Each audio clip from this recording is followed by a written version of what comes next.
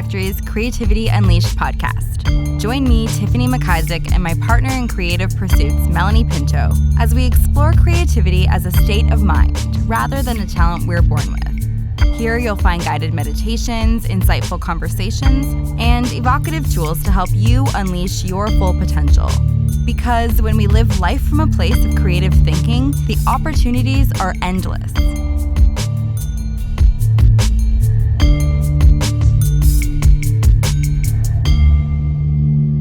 Hello everyone, and thank you for joining us on episode 2 of Creativity Unleashed. On today's podcast, we're talking with producer, songwriter, and drummer from Finger 11, Steve Molella. I honestly have to say this was such an engaging conversation.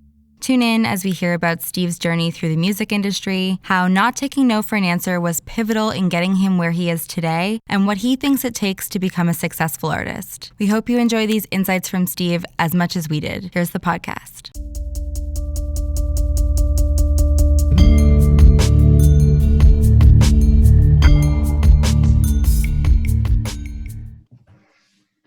Hey Steve, how's it going? What's up, Tiff? How's it going? Good. Thanks so much for joining us. How is isolation treating your creative process? How's it been It's going? not bad. I've been lucky enough to I have a home studio, so that always helps. I've been lucky enough to find ways to stay productive. A few weeks ago, when all this sort of started, I got an opportunity to pitch a couple songs for a movie, which is pretty cool. So that at least you can do on your own, right? Mm-hmm. It was with a band that I'd produced a couple years back, but we're all on a Zoom call trying to be like, okay, well, what are we gonna write? Like, how are we gonna do this thing, right? But I had a few ideas kicking around already from a few years back, so I was able to develop those on my own, and so I pitched for that, and then learning piano was actually the biggest thing on my list. Oh, wow. I've always drumming since I was a kid, and playing guitar and writing songs, using that as my main tool, but piano was always something that I've wanted to learn I've been telling myself for the last, honestly, 8 to 10 years, being like, you got to learn piano. But then things started picking up and getting busier and busier and busier every year. And then touring, and then between touring was studio projects, and between that was oh yeah, I have a kid, and it's all these things. So things just got busier and busier. So that seemed to be further and further away. All of a sudden, this quarantine isolation happened. First thing that hit me was I gotta start playing piano. So now, in the time that we have, that's been a main priority for me, and it's been working out. It's fun. It's a lot to learn. It's a lot to learn. Yeah. You're picking it up quick? Yes and no. I'm trying not to develop any bad habits that I can kind of carry through. So I'm going back from basics, but I wish I had a piano teacher, but I can't. Yeah. So YouTube, right? YouTube pretty much for anything. Mm-hmm. I've been watching a lot of videos, and it's amazing because so many people say, position your hands like this, and the next video says, no, don't do that. Position your hands like this. So now it's okay. So I just I talked to a bunch of friends and fellow musicians that are really good piano players that I kind of look up to in that regard. So they've been walking me through live videos on Instagram and stuff like that, what to do. So it's good. It's the whole one step forward, couple back, couple forward, one back, and it's this back and forth thing. But it's funny. There's a documentary out that sleep is actually, you're just as productive in your sleep than you are in the act, of actually playing. So you'll play something for hours and you're I can't get this part. As long as you keep doing it and keep playing, you go to bed, your brain is actually doing that times 50. Wow. So you wake up, and I found myself, this happened for the last couple of weeks. I wake up the next morning and it's I played the part and it's flawless. It took me 5 hours the day before to get it down. And I guess in your sleep, your brain is still playing. You know what I mean? It's still it's working out all the kinks. You go to the piano the next morning and it's I can play this. This is crazy. Yeah. So that happens, right? It's the same thing with muscle repair. I mean, I don't work out, but from what I've heard, it's the same deal, right? You work out for an hour, and you repair overnight. It's apparently it's the same thing with instruments or anything like that, right? So, Mm-hmm. so it's been working, but I mean, it's frustrating too because you want to be so much better, and Yeah. right, it's just not there yet. But yeah, I know it's the like small like fundamentals that are hard to get through because you just want to pick it up and play that favorite song, but yeah, and you're practicing for like a couple hours, and you think you think you're so good because you got a couple chords figured out, and then you go look online, like on Instagram, and somebody's just absolutely flying through the piano, and it's like, oh.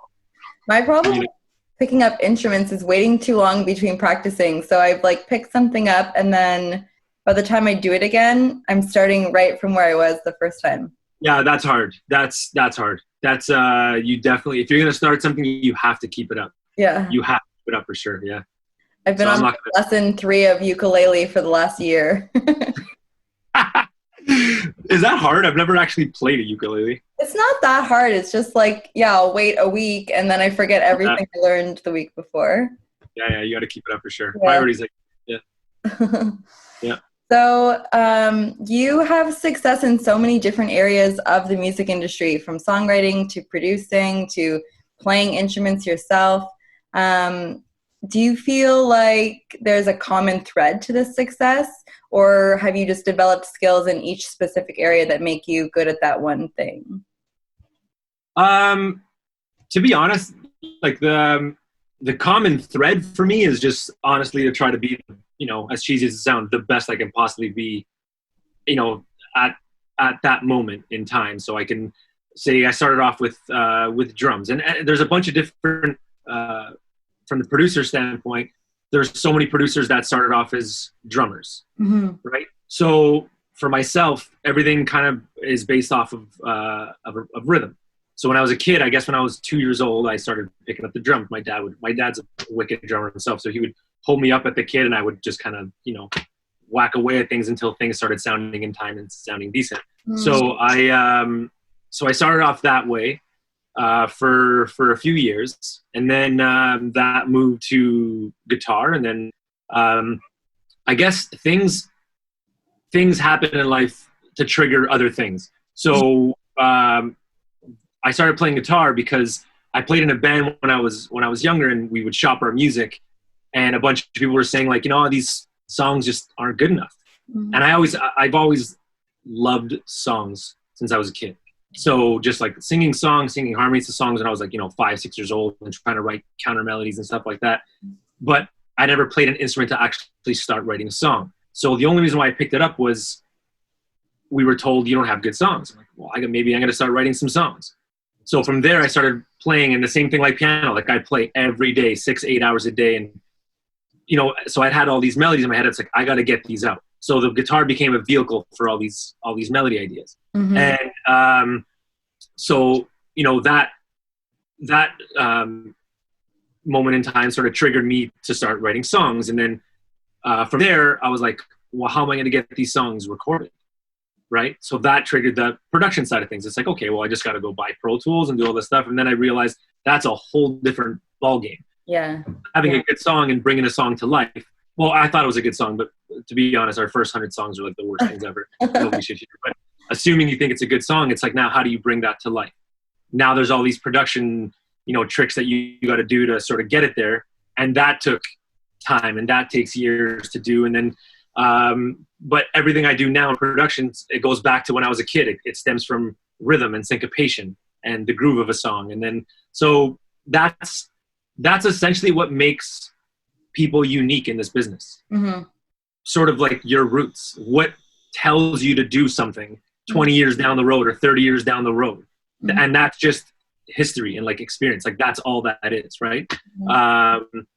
And I've been lucky enough to have an incredible mentor in my life. His name is Arnold. He produced some of my favorite records. My 3 favorite bands when I was growing up was Incubus, Our Lady Peace, and Finger 11. He produced 2 of those, which was Our Lady Peace and Finger 11. And I got to move down to California with him for 5 years to sort of learn all his tricks and songwrite with him for a number of years, which was like, for me, it was like mind blowing at the time that I'm even in the same room with this guy that he was like, I idolized, right? So, but yeah, so now when I'm in, you know, my zone now, it's, I kind of do like what would Arnold do? and I go back to that. And so you just draw from certain things in your life. And that's going back to your point. It's like learning this, learning that. You sort of put them all in one, and that makes me who I am, whether it's bad, good, great, we don't know. Right. But, I can only be like, I guess, as good as I can right now, a snapshot in time. And for me, I just got to, my main thing was I better than I am yesterday? Like that's kind of how I go through each day. And if I don't improve, then something's wrong. I have to go back drawing board and do it all over again. Is there an area that, like speaks to you more than another? Melody, probably. Yeah. Like, top line of a song, like, the vocal melody, or whether it's a melody on an instrument, that one seems to come like the easiest to me anyway. Yeah. Again, it's all subjective, like whether it's good or bad. it just happens to just kind of pop into my head easier, right? So yeah. So how did you end up meeting Arnold? So his brother Rob, who owns Coalition Music, he was a guy that we wanted to shop our music to when we were younger, because Coalition managed Finger 11 and Our Lady Peace, and this is how I sort of, you start doing your research. And so we shopped the songs to him, and he was actually the guy that said, I don't like these songs, which made me want to learn to play guitar to write songs. So I started writing, and over a few years, I would always send him material, and he said, hey, now you're onto something. These songs are better. I was like, great. Like, I had a hand in these. Maybe this is what I should do as well as drumming, right? So that sort of went into this way, right? So, and then from there, I said, listen, I have to meet your brother. He's one of my idols. Like, he's produced some of my favorite records, and like arguably wrote those songs on those records. So he gave me his contact. I went down there for a week. And from there, we spent a week together just kind of songwriting, shooting the shit. And yeah, he showed me some of his productions. I was showing what I was working on. And I was in a band at the time, my own band. And we left. It was my brother and I. My brother was the singer of the band. We went down there to go do like a 3-song demo. And I left after a week, which was the most, it was an incredible week. It was meeting my idol and getting to like hang out with him and spend a bunch of time with him talking music. He called me and he said, hey, I think you're super talented. You remind me a lot of myself when I was your age. Would you like to move down here for like the next 5 years or so? I'd like to mentor you. And I was like, I think it was 4 days later, I packed my bag. Wow. Yeah. And I would do the back and forth thing, for visa. Oh. I have one now, but I don't have one at the time for the first couple of years. Yeah. So I would do like the 6 months, come back for a couple of days, go back for another 6 months. And so I did that for 5 years. And so that's how I met Arnold. And then it came back around when I spoke to Rob again. He's like, hey, how would you like to, he actually said it, he goes, how do you want to play with Finger 11? What do you think about playing with Finger 11? And I was in a band called The Balconies at the time that I had produced with Arnold in California that I ended up joining for 3 years because I drummed on the record. So I just toured with them for a few years. So I'm like, oh man, Rob, I'd love to open up for Finger 11. One of my favorite bands. He's like, no, I meant playing the band because, they got rid of the drummer, and can you audition? I was like, yeah, when? Like, when are they doing this? He's like, well, they're holding auditions on, like, I think it was like next week, it was Monday. And so I remember this was on a Wednesday. I said, no, get them in Friday. I'll do Friday. And he's like, you got to learn the songs. I'm like, I've been playing these songs since I was a kid. Yeah. I know every last beat of these songs. So they gave me a list of 8 songs. And we went to go audition I went to go audition at Coalition Music over there. And they gave me, the most challenging songs first in a list of 8 songs. But after 2 songs, I remember Scott, the singer, came up to me, shook my hand. He's like, those are the best we've ever heard, these songs.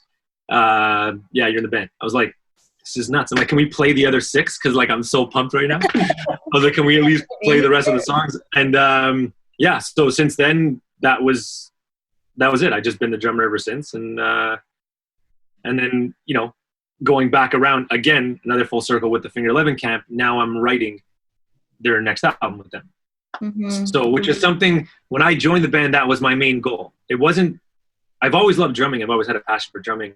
But my main passion is writing and producing. It turned to that once I started discovering that, right? Mm-hmm. So, but yeah, ever since I joined, I was like, I need to write a record with these guys. Like, that would feel, first of all, amazing, just being a fan my whole life. Yeah. But that just could be good for myself personally, like on my own resume, right? So now we're currently making a record together. So yeah. So how did you actually get in contact with Rob in the very beginning? Did you just research my reach out? Yeah, that was my brother. My brother always handled all the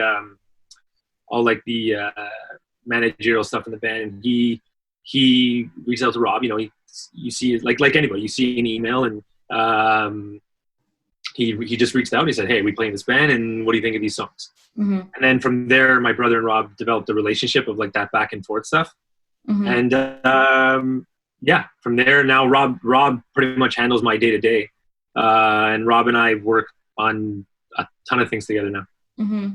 So I love hearing that, because so often artists ask like how to get noticed, how to get themselves out there, and it's like, just go for it, right? Just put yourself out there, because the worst you can hear is no. But then I also love that when you heard no, that was just fuel to take that and better yourself, rather than stopping because you heard no. Exactly. And that's something, there's things that you could, learn from somebody telling you or from researching, but then there's other things that you don't know until something happens to you, mm-hmm. what your reaction is. And then you can change it from there. Mm-hmm. Yeah. If I tell people now, it's like, listen, you're going to hear no a million times and it's going to suck. Mm-hmm. When I heard no, like, that sucked. That like took the wind out of myself. I didn't even have any writing on the song. I was just a drummer in the band. I was like 17 years old. And I'm thinking, like, the guy just said no. Like, and I thought it was like the best record in the world. And looking back, he was not wrong. He actually said there wasn't a bar of music in all 9 songs that I can sing back. That's how honest he was. He's a very honest guy. One of the sweetest guys I know. Very honest. I respect it now. So that's what he said to me. And I was like, that killed me. I was like, so you can either go, one of two ways. It's either like, oh, well, I guess that's it. Like, maybe I'm just not, I'm not good enough. Like, maybe that's it. I'm never going to have it. Or I got to do something about it. I know I'm able to offer more than what he just heard. That's it. Play guitar, write a bunch of songs, get these melodies out. And the first batch of songs that he heard, because we got rid of that guitar player, I ended up writing a bunch of the songs with my brother. Those songs that he heard, he's like, this is way better. Like, this is a totally different band. I was like, okay. I knew right there, it's like, you know what? These probably aren't great or even very good, but they're better. So at least that made me go, here, I can do this. Mm-hmm. And then you just like hit the ground running, because you got a little bit of that validation, right? But over the course of time, I've heard no, like, way too. It's so funny now when I hear no, for whatever reason, I enjoy it more. Like, I just enjoy it. When people say like, yeah, that's cool, I hate that. Because yeah, that's cool is like, yeah, that, like, cool song, awesome song. It's like, what else? Tell me what maybe could be better. Like, what, like, you know what I mean? Like, I'd rather hear no, and then I can ask why. Yeah. And then it's up to me whether I want to listen to it or not. Mm-hmm. But if 10 people say the same thing, they all can't be wrong. Yeah. Right? So, I mean, we've heard the stories of Madonna getting turned down like 11 times, or RSO Records turning down U2, saying, yeah, these songs are just not doing it for us. And like, Where Streets Have No Name was on there, like, all their massive songs were on a demo that they sent to RSO Records, and they turned down that demo. So this is going to happen. It's not going to be everybody's cup of tea. And timing's a huge thing too. People need to know that in this business. It's timing. Mm-hmm. You can send a song on a Monday or on a Friday. That person also has a life. They're not robots. Mm-hmm. They have a life. They might have come from the worst meeting of their life on Monday morning, and you sent them a song on Monday afternoon. They listen to it, heavily influenced. Yeah. And a lot of people forget that. I know that now, because when people send me songs, I know now I don't listen to it after 10 hours of me being in the studio because I don't have fresh ears. I'm not gonna do that to them. I'll wait till I'm feeling good in the morning, fresh ears. That's when I'm gonna listen to them. Mm-hmm. But some of these guys are so busy that you're sending your music to these guys. It might be at the worst time. They may have just lost a huge deal in a band or something like that, and you just sent them their music, and they're just angry. Yeah, not for me. Sorry. See you later. Yeah. But turning back, that artist could take that like, oh my God, like here I am. I've been working on this thing for like 6 months. I think it's actually really good. Who cares? Don't worry about it. Go to the next guy. Mm-hmm. Go to the next guy. It's when you start seeing the same response from a lot of people, that's when you can start, that acts as your mirror. Yeah. That's when you can start being like, okay, I got to start taking this advice. Mm-hmm. If everybody's saying, hey, your choruses need to be stronger. Yeah. And there's like 10, 15 people telling you that, chances are your choruses need to be stronger. Mm-hmm. But if it's one person, don't let that bother you, because there's going to be somebody else that likes it. So it's just kind of, it's out of sight, out of mind too in this business. What do you say to the artist that wants to take that advice and tweak things, but doesn't want to sell out, wants to keep their identity, wants to keep their... Yeah, that's more important than anything. When you're doing something, you can do something still with like some integrity. Like mm-hmm. you can, if somebody says, hey, you need say, use that example, you need better choruses. Mm-hmm. No one said they got to be like, well, okay, I'm going to go rip off that chorus because that's a hit song. Mm-hmm. It just means you need stronger melody in your choruses. You probably need a better arrangement of your chords in your choruses. You need it to pop more. You need all the... You can make these changes with still staying true to yourself, because everybody still has a 10 times better version of themselves. Mm-hmm. Right? So it's sort of just chasing that.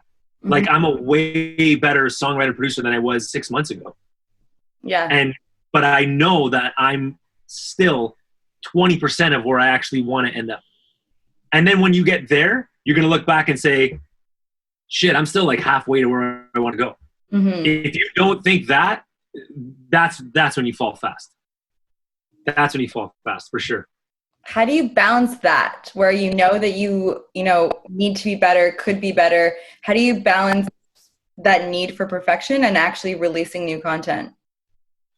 That's a good question, because myself and a lot of other producers, there's a whole thing of like knowing when to let go and when to stop, right? You obsess over things that don't actually matter. Like, so you say you're working on a part and you're like, I know this can be way better than this. And you keep going at it and you keep going at it. And so there's that whole level of like, now my confidence is dropped because I'm not achieving what's in my head, mm-hmm. or what I think I can do a year from now. I could probably do a better job of this a year from now. Mm-hmm. So that's kind of deflating, right? But at the same time, you have to learn how to let go of a lot of things just outside your brain. Because if you let a lot of things influence you in the process, A, it won't get done. Mm-hmm. Sucks. And B, you'll hear it. People, I used to think listeners are, it's everybody's like, oh, the listener doesn't know what they're talking about. They do. They know more than we do, to be honest, because they know how to listen to music. We don't. We analyze, we overanalyze, and they listen to it for the right reasons. They listen to it to like get over a breakup. They listen to it to feel good. They listen to it to for their workout, to like for hype, for anything like that. Yeah. When we listen to it, it's like, oh, that snare's out of phase. That and that's like, so when we're in the production, when we're doing the production, we have to throw those things out, mm-hmm. because there's things where in the last year or so I've started watching other people listen to my stuff or listen to anybody's music. And some parts that I remember taking like hours on to be like, what sound should I use here? Like, or what, if I went to this inversion of this chord, would it be better here? And you go back and forth and you're listening and you're watching somebody listen and they're listening and they'll tell you how much they like the song over the part that you spend hours on. And it's like, it's not about that at all. Like there's one chord change that they'll tell you like, oh my God, this song's awesome. And they just missed it. They just missed what took me from like noon to 7 p.m. Yeah. They talked over it. Yeah. Right? And it's like, it's not about that. It's just a feeling. Get it out, put it down, and print it, next song. Yeah. If you spend too much time on something, it starts like, it's like the law of diminishing returns. It's people hear that. It's frustrating for us because we can't get it. We want to finish it every day. We're like, today I am finishing that track. I'm finishing it. I'm guilty of being that person. I can like think back now to a musician showing me their work and me talking and them being like, but you're not listening, but you just missed it. It's like, yeah, I know. Oh. But you're not supposed to. Like you're supposed to listen to music how you listen to music. Yeah. Right? It's the same thing as like when you're listening to music in a car and then somebody rolls down the window and they want to talk to you. It's like, you tell them, hold on, there's a part in this song I have to finish. It's like, no, that's the way we listen to music. Mm-hmm. It's just there. It's just supposed to give you a certain feeling. Mm-hmm. And it usually happens within the first 30 seconds of the song, sometimes the first 15 seconds of the song. Mm-hmm. So if you don't have a good foundation there, then chances are that chord change that you did at the 2-minute 21 mark won't matter. It won't matter. If your lyrics are shitty off the top, who cares how cool your bridge is? Yeah. You didn't connect with that person. That song's done. Right? And it might not work for one person, but the next person, it might change their life. Mm-hmm. So, You notice live too, because when you have bands playing live and often you'll mess up on stage, but people most of the time don't even notice. They're just enjoying the music and enjoying the energy and the vibe. Yeah. And I when I go watch concerts, I hear every little flub there is, and it's like, it's stupid, like, because who gives a shit? Like we all do that live, right? Mm-hmm. But every time it happens, I first thing I do is look around and people are just rocking out. It's like, who cares? That chord was completely wrong. Mm-hmm. Who cares? And people, because they're not there for that. Yeah. Like they're not there to see how many times the singer forgot a lyric. Yeah. They don't buy the ticket for that. Mm-hmm. They buy for the overall experience. And even if they do hear it, it won't set the, like it really won't. Like they're not, their ears aren't tuned that way because they're the true listener. We're not. Mm-hmm. Once we're in it, we are inside of it. That's it. The hardest thing for us to do is be subjective to our own music. Mm-hmm. So we can only think what they want to hear. We can only hope they're going to like it. Mm-hmm. We don't know for sure. We can do what we can. We put it out, and that's it. After it's out, we don't know, right? And even if they do like it, we don't even know which part they liked. Yeah. We don't know, right? And that's where there's sort of two angles to this. There's so many people that chase. In the last few years, like you've heard, like, listening to music, everybody's chasing the same song. Everybody's music sounding the exact same. Every producer is buying the same sounds from the same sample packs. Yeah. And using them. It's like, oh, we need a pitched vocal hook here in the first 10 seconds of the song. Now everybody does it. Mm-hmm. And it's like, then you look back at your favorite producers, like, no, they did their own thing and they have their own sound and it can't be replicated. Mm-hmm. Like, it can't, right? Like, look, take Phineas, for example, and like Billie Eilish. Mm-hmm. When Bad Guy came out, why do you think that exploded? Because it sounds nothing like anything else. Yeah. Remember Gautier, somebody that I used to know? Mm-hmm. That song, when it came out, the second I heard that song, I said, this song is going to be an absolute smash. Mm-hmm. The song is incredible in itself, but it's the production.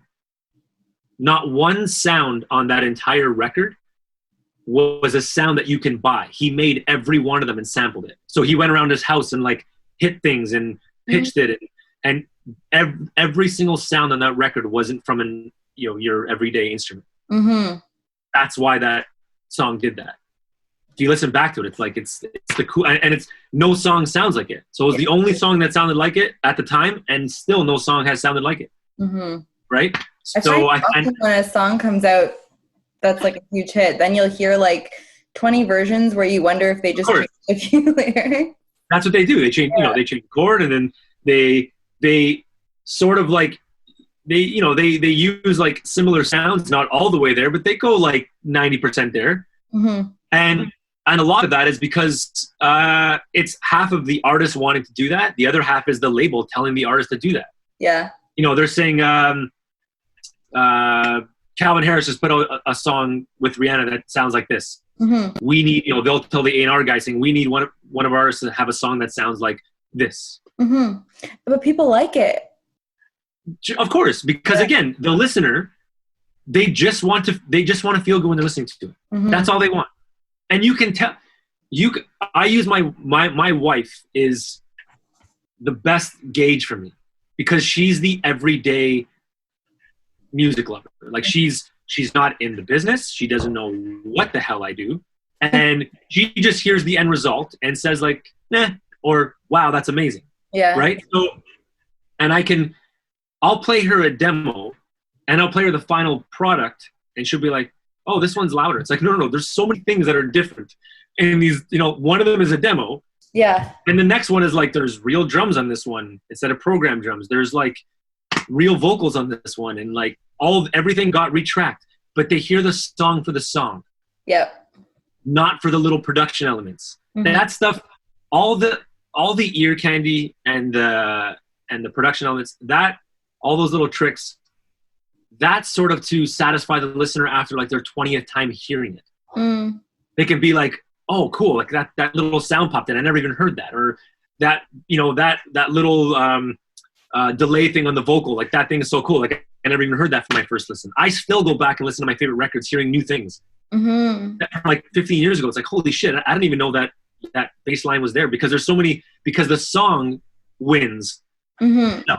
So you already fell in love with the song, and then you fall in love with the record, and then you fall in love with what he or she is saying on the record. Mm-hmm. The guitar tone, the drums, and then it's after a while, it's those little production tricks that keep you sort of engaged, or you want to go back and listen. Mm-hmm. That's what that's there for. But that's really just, I mean, you can put that stuff there on an average song. It's going to be an average song. It's not going to make it that much better, really. So, do you find often on the flip side, something that's not like produced and mastered and mixed properly, like someone could hear the song and be like, oh, it's okay. Yeah. Oh yeah. They can be like, and because they don't know why they don't like it. That's exactly. They don't know why. Mm-hmm. They have it. They just compare it to the last thing they heard. Mm-hmm. So if they heard, let's say a Coldplay record, and then you give them a song that, say sounds like a Coldplay song, but it's not, it's a demo form of it. It's not mixed. It's not mastered. Chances are it sounds A, probably lower in volume. B, it's a little more dull. The vocals aren't popping out. So there's a bunch of things and they don't know why. That's why it is important to, have a good mix, have a good master, and have the right production. Mm-hmm. You have to have those things. But before that, people get confused. You still need a great song. Yeah. Before you press record, before any engineer or producer should press record, it better be a good song. Because if it isn't, go back to the drawing board, make that right. Mm-hmm. Then, and usually the better the song, the easier it is to produce. Mm-hmm. A lot of times it sort of just produces itself. It's just you going to find the sounds in your head because you've already mapped it out. Mm-hmm. The better the song. When the song's not so great, now you got to find ways to sort of make it good. Mm-hmm. Right? Mm-hmm. So if a melody's not that good, it's like, that's why you hear so many songs like so busy, like the production. It's like, there's so many things going on. It's really to keep you engaged because maybe it's not that strong to begin with. Mm. Some of the best songs are just like say Green Day, Time of Your Life. Yeah. That song absolutely has nothing. It has an acoustic guitar, cellos, and a vocal. Mm-hmm. No harmonies, no nothing. And it's one of their biggest songs. I think it is their biggest song. Mm. So. What do you look for in bands that you want to produce? First and foremost, attitude in a band, right? Where they want to go, like their goals, because believe it or not, there's bands that I've talked to before in the past that are just kind of like, yeah, like you can tell when a band knows what's ahead of them and thinks they know what's ahead of them, and a lot of them is like, yeah, no, I want to do this. And it's like, you can see through. It's like, yeah, I don't know if you know what that means. I want to do this, right? Mm-hmm. But the band that you could tell has a good grasp on sort of what it takes to get, to wherever it is they want to get to. Look for that first. Obviously, talent first. Like, they have to know how to play their instruments and they have to have at least good ideas for song. They don't need to have, with myself, being a songwriter, they don't need to have full, complete songs. They need to have good ideas for songs. We can make those into great songs and then, take it from there. But when that's done, I'm out of the picture now. Mm-hmm. My work is done. I have to hope now that they take these things and they get their artwork done. They get their video done. Especially nowadays. It's not like the old days when the label does everything for you. So you can have a lazy ass band, but there are A&R guys on top of everything. And it's like, okay, we got a photo shoot this day, music video here. This is when your tour starts. Hop in the van and go. Now it's like the band is booking their own shows, designing their own merch, with the website designer. They're doing everything. So I need to see that, because if we have a great song but the band doesn't want to do anything with it, nobody wins. Right? So, but that's something I look for sure, especially nowadays, because bands have to do all that stuff themselves. So I guess like the business sense in a band for sure. Yeah. I get asked as a curator and a gallery owner all the time,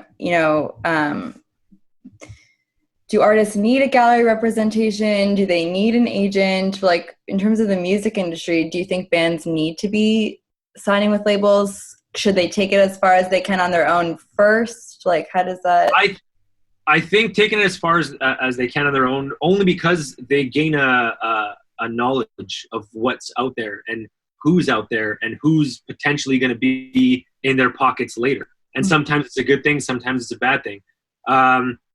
There's a domino effect in this business. You need one person to be on your side, and then all of a sudden that turns into 2, 3, 4. So a band, if they have a great manager on their side that a lot of people, have a lot of respect for, the manager, chances are they know a bunch of booking agents who can get them, shows and tours. And then from there, if you got a bunch of good songs and you're on tour, now all of a sudden labels come knocking saying, hey, like, how do I get involved with this? Right? Or it's the other way around. A label might sign a band, and from there, a booking agent's going to be like, well, I know there's obviously label support, and they're going to put money into this record, which means you're probably going to have a good product. Sure, let's do a showcase so I can hopefully put you guys on tour. So you need one person to sort of be on your team that can champion the record, champion what you guys believe in, and take it from there. But most bands I work with are doing a lot of it on their own, and have found success on their own, and kind of want to keep it that way, right? Labels are there for first and foremost, like, it's a record label, so they're going to fund your record. If you can fund the record on your own, you own it. You own you own your masters.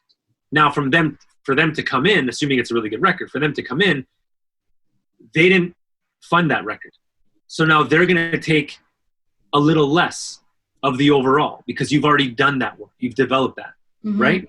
So it's just good to know bands to do things on their own, develop their own contacts, because you gain so much knowledge that way. You get to know the players in the business that way. I think you're a really great example too of just like whatever point you're at, actually just not being afraid to reach out to people and make those contacts. Yeah. Because you never know, like Rob was someone your brother reached out to years ago, said no. At that point, you're like fanning on Finger 11. Now you're in the band, like years later, from just reaching out, talking to people, not taking no for an answer. Yep. And like I said, you can either go one of two ways, right? From that day, if I would have said, oh, Rob, like, what an ass. Like, I can't believe you said that. Like, screw that guy. He doesn't know what he's talking about, right? Yeah. Everybody, it's always way easier to point the finger. It's 2 seconds. It's like, yeah, they're wrong. I'm going to carry on with what I'm doing. And so if I would have said that, there's no way I would be doing what I'm doing if I didn't keep that relationship with Rob. Because over the years, Rob's given me a lot of not only advice on the business side, but a lot of contacts and a lot of work, right? Including joining a band like Finger 11. So, and I guess one of the bigger pieces of advice that I can offer in that is, when you do land on something that you've sort of, hoped you'd get, whether it took you 10 minutes or it took you 10 years, it's never enough. Mm-hmm. Like you always sort of want more. Like, so, when I was a kid, I'd be like, oh, I dreamed to play in a famous rock band. And all of a sudden you play in a famous rock band, and then you're like, okay, now I got to write on their record. Mm-hmm. Right. So the novelty wears off very, very quickly. Mm-hmm. And you always want to chase the next thing. So if you sort of, if you hang on to it for too long, then you're just going to stay right where you are. Right. Mm-hmm. So just because you made one contact with this manager or this agent doesn't mean you can't go out there and get 100 more. Mm-hmm. It's like and it takes years. If somebody told me when did I join a band? 15, 16, was drumming for a band. If somebody told me it'll take you 15 years to finally be in a band of, notoriety, and it's like, that's when people are going to know your name in 15 years. I'd be like, no way. Like that's nuts. I think I have it now. Mm-hmm. Right. Which I didn't, but, so if somebody told me that, thank God they didn't, because who knows what my reaction would be. Right. Mm-hmm. But you just keep your head down. Like, that's why horses wear blinders. I don't look at the next person. I don't care that person had a hit song at 22. I don't care that person's playing in a famous rock band at 25, or they're playing in front of 20,000 people at the age of 18. Who cares? Right. That person's career could end at 23. Yeah. Don't even look at it. Run your own race. And I guess that's what I did. I just kind of kept my head down. I heard a lot of no, couple yeses, no. And then I learned to be like, okay, how do I, instead of like letting it ruin my day from a person I don't know, how do I turn that no into a yes? Like, how do I make that happen? Maybe ask them, why is it a no? Yeah. And then all of a sudden they'll tell you, like, well, you know what? I don't think it's strong enough. I don't think you need more of this, you need more of that. It's like, then you hear from that person. Now you start adopting that. You start doing what these people are saying, and not for them, for me. Mm-hmm. And that's how you build yourself up. And then you find yourself, 15 years down the road, and you have all these contacts, and a lot of respect from a lot of people, and I have a ton of respect for a lot of people in this business.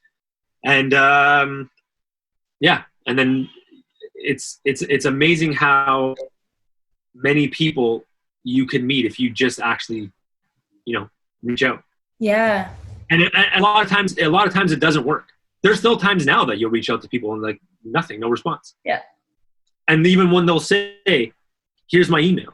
Mm-hmm. Like I said, nobody can take things personally, especially in this business. Mm-hmm. For all I know, it's in junk mail. Yeah. Or for all I know, it's like, yeah, he put on a good face there, but he actually can't stand me. I don't care. I send an email and I forget about it. Yeah. I finish a song, I forget about it. I don't listen to it. It's gone. It's an old song. Mm-hmm. The manager messaged me, was it a couple weeks ago, saying, hey, the song you wrote with so-and-so 6 months ago is going to be her single off her next thing. It's like, oh yeah, like what song? And they're like, this one. I'm like, oh yeah, totally forgot about that song. Oh wow. Where years ago it'd be like, I have this one song, and this one song is going to be the biggest thing in the world. And it's like, don't get too attached to your own shit. Seriously, do not get too attached, because somebody somewhere wrote a way better song than you did in half the time, and it's going to have double the success. Mm-hmm. So don't get attached to your shit. Do it, move on, make the next project better than your last project, and just keep going that way. Yeah. And if you do that way, eventually you're going to end up somewhere where you're happy with, right? Mm-hmm. So do you find the process of writing for yourself versus artists that you're working with and producing different? Yeah, big time. I don't really write songs. I used to write songs for myself, just kind of singing on, just so I can have, songs in my own catalog, I guess, like to show publishers and stuff. But now it's usually writing for other artists, mm-hmm. and with other artists, right? So, but I find that that's the fun part, where I'll take a band and they'll be kind of an experimental sort of, band. And then the next day I'll have a session with, as middle of the road pop female artist there is, and I have to now write in that vein. And the next day I'm writing with this, kind of a folk artist. And it's like, you sort of have to channel, you have to sort of become an extension of them. Mm-hmm. Can't be me, right? Because if I'm going to write a record that I really want to write, let's face it, I'm going to write a 90s rock record. But if I got to write for them, I have to write for them, Mm-hmm. right? And a lot of times I'll do research. So if a manager will contact me, or an A&R guy will contact me and saying, hey, you're writing with so-and-so in a couple days. Do you have time? Sure. They'll come in for a session. But before then, all I'm doing, for a couple hours before they show up, is listening to everything they've put out. Because I need to know what they talk about. Their floor and ceiling of their note choices, Mm-hmm. right? So I know when they come into a session, I've already vetted them. I've already been, this is the key they like to sing in. These are the songs they like to sing about. This is the style of song that they like to kind of go for. Now I know, and it's like, this is how we start the session off, instead of me finding out, right? So the dating process I get to do on my own. Yeah. Before they show up. And then same as another band. It's like, what kind of bands you into? Oh, give me your top 3 bands. We like this band, this band, this band. Okay. So I know what you guys are going for. Now I have to start writing in that style. Mm-hmm. And I think that for me has developed over the years, because before I found myself writing sort of for me in these projects, Mm-hmm. putting a lot of myself, what I would do. And that's always going to happen anyway. Some of my favorite producers, I know exactly when they produce a project, because you can hear them all over it. Yeah. Especially if they're a writer in the project. And that's fine. That's what makes that, producer or writer unique. Mm-hmm. But it's important for me just to basically act as another member. Yeah. That can write songs. And I've been doing that, I think, successfully in the last couple of years. And that has helped out big time, because so at least the band still sounds like who they are before they came to me. I don't want to change anybody unless they ask for it, unless they say, hey, we need a complete overhaul. We want to go this way, right? And it's like, okay, now we start fresh. But if it's a band saying, hey, this is how we sound, we want to beef up our songs, we want to have a better catalog, let's do some writing, and then that's how I'll approach it. Mm-hmm. How do you stay in that flow state? Like, how are you able to, when you're working with other artists and you have deadlines and other people's projects on the go, if you're feeling blocked that day or not in a creative headspace, but you have clients that you have to show up for, how do you stay in that flow state? You know what? I don't know, and I've never thought about it, and I think it's because I've never thought about it that honestly, like, there's days where I tell bands now at the beginning of sessions, or artists, and I'll be like, remind me to drink water, and if you need a break, or if you need to eat. Mm-hmm. Because if you leave it up to me, we'll be here till midnight, and we won't even go outside, and it'll be like noon. Mm-hmm. So I don't know. I just do it. When I wake up in the morning, it's like I'm determined to do a number of things, and I got to get it done by the end of the day. Mm-hmm. So, there's days where I forget to drink water. Bands remind me all the time. It's like, Steve, when was the last time I drank water? It's like, probably yesterday, I'll be honest. And it's like, I'm just doing it. Don't take many breaks, really. Yeah, I've had bands where we're like full on passed out. Like, one guy's full on passed out of like starvation. It's like, what's wrong? It's like, just tell me. Like, literally just tell me. Just go out. And I think I'm running some sort of like boot camp. You're like, no. Just you can leave anytime. Just because I'm not leaving doesn't mean you can't leave. Yeah. So, yeah, I mean, there's nothing worse than being sort of like backed up with work. I think that's probably the thing that keeps me going on it. Mm-hmm. Because when you're backed up, it starts influencing how you work, right? If I have 3 songs to do by the end of the day, and I have to get them done, I kind of slacked for like the last 3 days. Chances are they're not going to be as good as they were if I actually spent 4 solid days on them. And I think that's what makes me productive in that way, right? Some little birdies told me that you are the most productive person they've ever worked with. Do you burn out? I don't think so. I mean, when I wasn't married and didn't have a kid, I would do this from 9 in the morning till 3 o'clock in the morning and just kind of keep doing it. Like that's how I sort of like developed my chops, whether it was with drumming or playing guitar or producing and writing. Now, I have a kid, and I still go home sometimes at midnight or 1 o'clock in the morning if a band or an artist stays that late. But I go home because hey, I should go home now. Like, you know what I mean? Not because I'm burnt out. I'll go home because I know I have to be back here again. I'm here every day at 8 a.m. And I'll go home at sometimes midnight because again, I should go home to my family. But other than that, it's not because I'm burnt out. What do you say? Because I'm relatively young. What's that?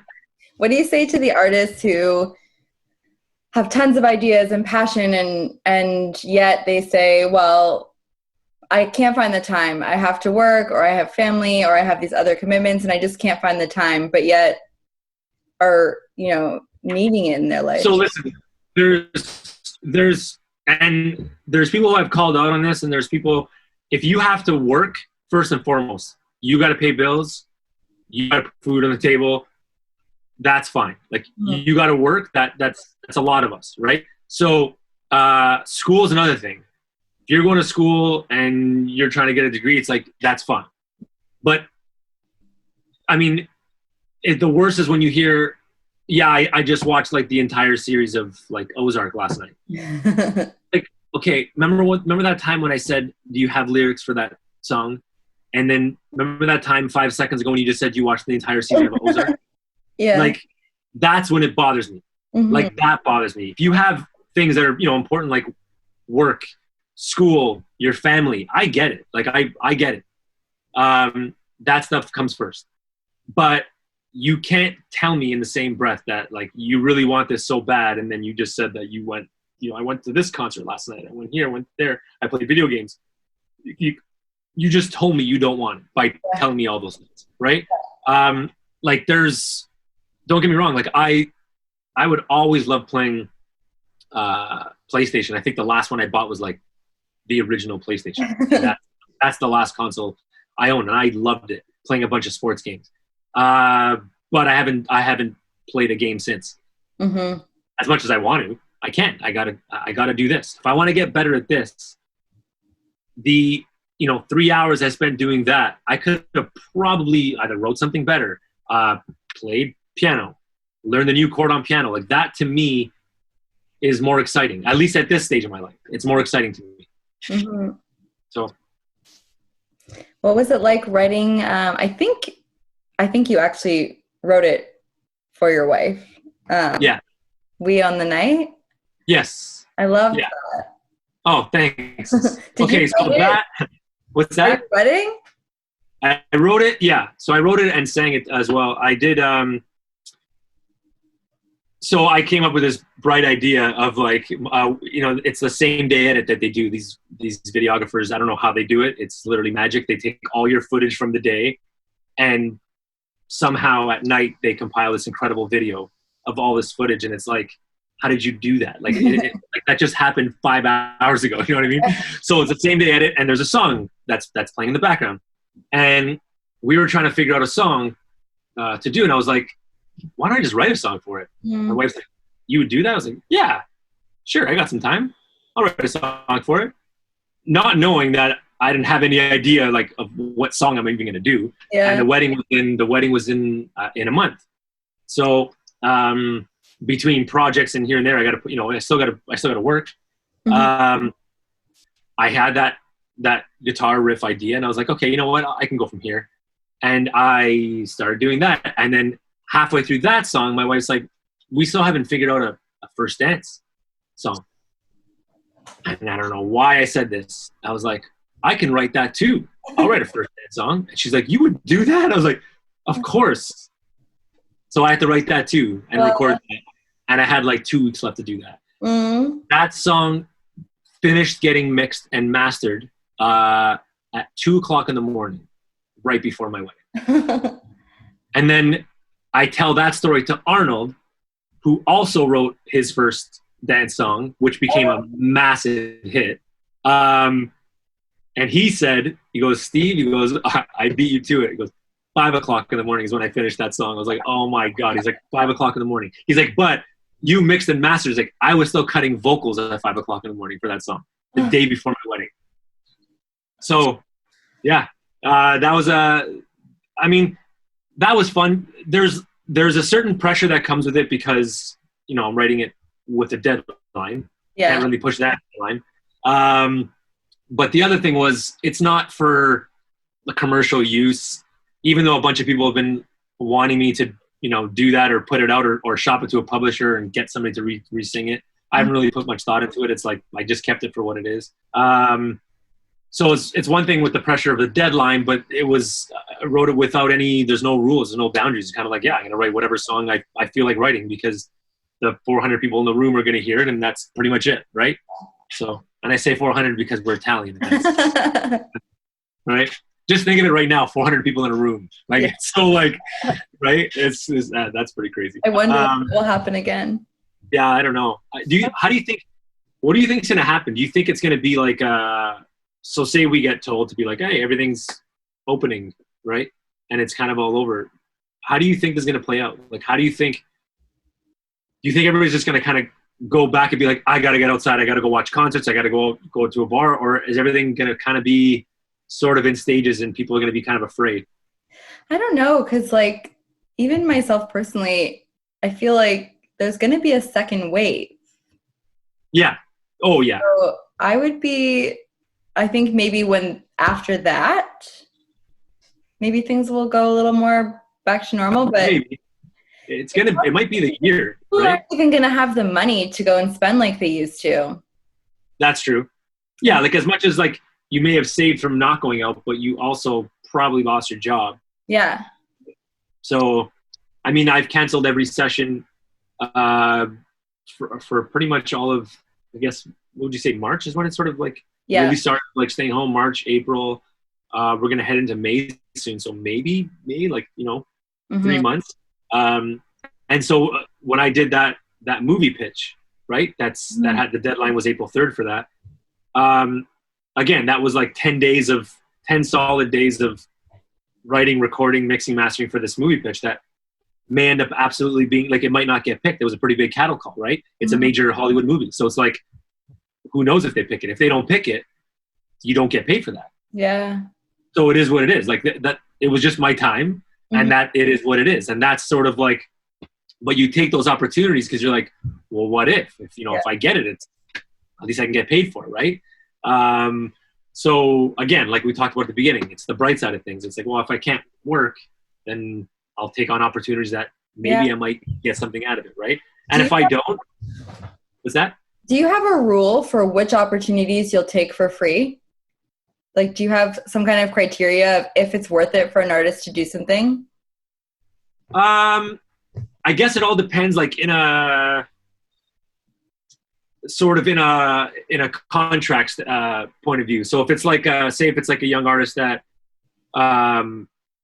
it's like a production agreement. It's like, hey, I can do this on spec, but if anything happens, then I own a piece. Like no matter what, if anything happens to this, then I own a piece. So eventually that comes back. You have to really believe in it, you know, for it to come back. But I guess like it's rare these days because if I'm working now more on label projects, then they're paying for it, right?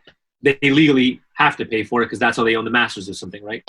So I deliver their songs and they own the masters, and I have a writing portion on it. So advise like emerging musicians to do free shows and just get themselves out there as much as possible, or to limit and sort of put guidelines on the things that they'll do for free or not?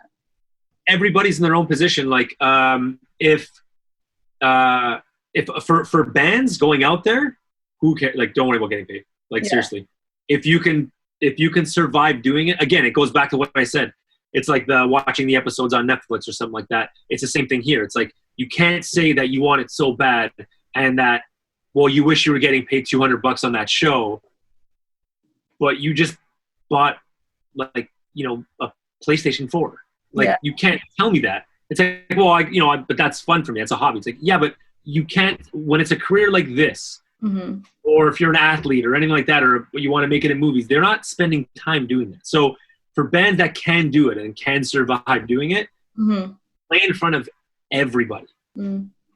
Pay money to do sponsored ads on your Instagram. You have to pay for your own merch. You have to pay people to design a website. You have to. It takes money to make a bit of money, right? And I would say, yeah, you got to put yourself. You got to put yourself everywhere.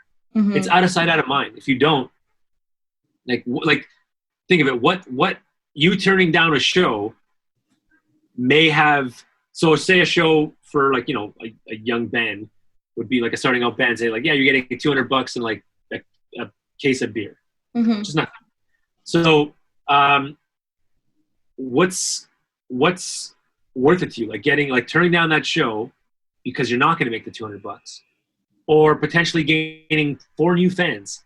4 new fans that come see you next show for say $20 a pop. That's $80. They buy some merch. You're right there. You just gained 4 fans, and you're probably at $200 just on one show. If they like you, they have to like you. You have to be very good, right? So assuming you're very good and you put on a great live show and you can attract people, you gain 4 or 5 fans, that pays for that $200. Like that's the way I see it. I mean, when I went down to California, I didn't make a dime. I wasn't actually making money. I spent 5 years at Arnold's. He paid my way. Like he paid my flights because he got something out of it as well. I would help him on his projects in the studio. So he would pay for my flights. He'd pay for my meals and stuff like that, but never actually got paid until say 4 years down the road when bigger projects came in that he would actually have me on to co-produce something. But in the meantime, it was just like, I want to learn. I will come down here. I just want to learn. Not only did I do that for free, so I worked with one of the best songwriters that you actually can't even pay for, right? So I was lucky. I looked at it that way. I was lucky enough to get it for free. So I got that. Then, in the meantime, a band called The Balconies comes in halfway through, and we do a record together, and I end up drumming on the record. They say, hey, you have to come on the road. I was like, shit, I have this opportunity with Arnold. Arnold's like, it's okay, go on the road, 3 months at a time, and then you come back here, go on the road and come back here. I took the first tour in Europe. It was 5 weeks, I want to say, for $0. No money. I went for nothing. Again, same deal. They paid my way. I had my per diems, and I made $0. Doing it because of one day I knew that's going to turn into something. As long as you're just confident that you have to be smart though. You have to know, you have to get better though at your craft. So one day you can make money. You can't keep writing that out because you'll keep working for free. And then nobody's going to want to work with you because you're not that good. So you have to be smart about it. Yes, I'm working for free, but am I getting better? Yeah. So I worked for free with 2 different people. And then eventually I got paid a little bit with The Balconies. Like it was like, I think it was literally getting paid like $300 a week, $200. So sometimes with $250 a week or something. I'm like, whatever, I get to go see Europe. I've never been to Iceland. I've never been to Paris. I've never been to Italy. Yeah. And I got to see all these places. But 6 years later, 3 years later, playing with The Balconies, Finger 11 wants to see me play a live show. They're like, I got it. So before I got the audition, they had to see me play. And I was playing that night when I was talking to Rob, like, go check this guy out. They come to Mod Club, I'm playing with The Balconies. They see me play. They tell Rob, let's get this guy in the studio. We got to audition. So if I don't take that 3 years for nothing, playing for absolutely nothing with The Balconies, I don't have that Finger 11 gig. Yeah. Maybe I don't have that. Right? The Balconies was a Rob Lanny managed band. So that's how that works. I drum in a band for $0 that Arnold produced, that Rob Lanny managed. Rob Lanny comes to see a bunch of my shows and says, holy shit, like you're killing it on drums. That's what prompted him to say, you should play for Finger 11. Mm-hmm. If I don't do that 3 years with the Bucks making nothing, I'm probably not in Finger 11. Mm-hmm. Plus, it's your work ethic over the years and him getting to see your persistence and like. That's it. Yeah. Yeah. It's him getting to see, hey, Steve, sorry, buddy. Like, because they used to be a 3-piece. Mm. We turned them into a 4-piece. They had a drummer. Their drummer turned to a guitar player. I ended up drumming for them. Mm. So they had their tour budget already lined. All of a sudden, halfway through the record, we turned them into a 4-piece. Mm. So, Rob tells me, hey, we had this tour budget. We didn't budget for another person. And that's me saying, don't worry, I got you. I'll do it for nothing. So when you do that, you're in somebody's good books. There's a reason why Rob and I talk every day today. Mm-hmm. And there's a reason why Rob, any project that comes through Coalition, he goes, you're going to Steve. Mm-hmm. Right? Mm-hmm. I find working for free, as long as you know you're getting something out of it, mm-hmm. it's fine. It's fine. You can work for free. You can find time in your life to work for free. And when I mean work for free, it means you can have another side job, like a side hustle that's making you a bit of money. But in your main thing, I feel like everybody should work for free. Everybody should work for free because you'll find out how bad you want it. Yeah. Because if you're getting paid for it, you're like, I'm getting paid. Paying the bills. You might not be fully passionate about it, but you're making money. So you just kind of, that's why people stay in their jobs for 20 years that they hate. That's true. Right? It's like, well, I'm making money. I'm getting a paycheck. Mm-hmm.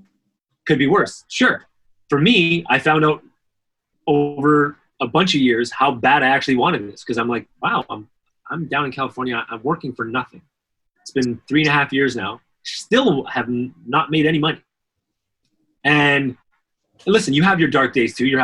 Everybody has them. I had a bunch of them. It was kind of like, what am I doing? Mm-hmm. Like, what am I doing? Like, I'm 28. I'm in California. I'm by myself. I'm with this guy. Yeah, he's my idol. Again, novelty wears off fast. I'm with this guy. He's got a bunch of hit records. I got to get on with my life. I got to do my thing. Mm-hmm. And then it's like that other voice comes in saying, don't worry, you're doing the right thing. Trust me. Just keep getting better. Keep listening to this guy. Keep developing your craft every single day.